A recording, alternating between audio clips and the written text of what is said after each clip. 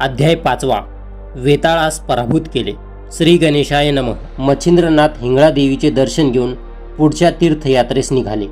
ते 12 मल्हार नावाच्या जंगलात आले.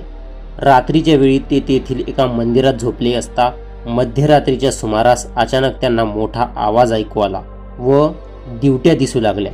ही भूतावळ उठली आहे हे त्यांनी ओळखलं. यांची जरा गंमत करावी, चमत्कार दाखवून त्यांना ताब्यात घ्यावे असा विचार करून त्यांनी हिंगळा देवीने दिलेल्या स्पर्शास्त्राने सर्व भूतांना खिळवून ठेवले. ती भूते वेताळाला भेटावयास चालली होती, परंतु मच्छिंद्रनाथांनी त्यांना खिळवून ठेवल्याने ती वेताळाकडे जाऊ शकली नाहीत. ती का आली नाहीत हे पाहण्यासाठी वेताळाने आणखी पुष्कळ भूते पाठवली. ती भूते शोध करीत असतात त्यांना मच्छिंद्रनाथ व ती खिळवून ठेवलेली भूते दिसली.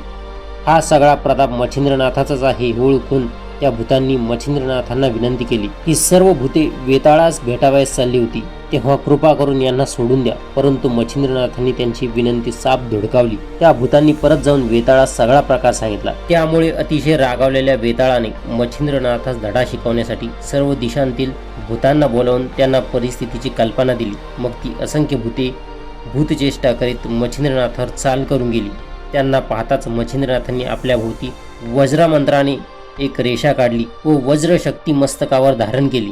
त्यामुळे या भूतांना मच्छिंद्रनाथाच्या जवळ जाता येणार. मग त्यांनी वृक्ष व डोंगर उचलून मच्छिंद्रनाथावर फेकण्यास सुरुवात केली, पण मच्छिंद्रनाथावर त्याचा काहीही परिणाम झाला नाही. मग त्या भूतांनी झोटिंग इत्यादी 7 भूतनायकांना मच्छिंद्रनाथावर हल्ला करण्यास सांगितले. मच्छिंद्रनाथांनी वळजेटी इत्यादी 7 दानव निर्माण केली. भूतनायक आणि दानव यांचे प्रचंड युद्ध सुरू झाले. दानवांनी भूतनायकांना पळवून लावले. मग मच्छिंद्रनाथांनी वासव शक्तीचा प्रयोग करून वेताळास बेशुद्ध पाडले. तेव्हा वेताळ आपल्या भूतावळीसह मच्छिंद्रनाथांना शरण गेला व मच्छिंद्रनाथांनी त्या सर्वांना आपल्या कार्यास सहाय्य करावे अशी आज्ञा करून त्यांना सोडून दिले. मग वेताळासह सर्व भूते मच्छिंद्रनाथाच्या पाया पडून त्यांचा जय जयकार करीत निघून गेले.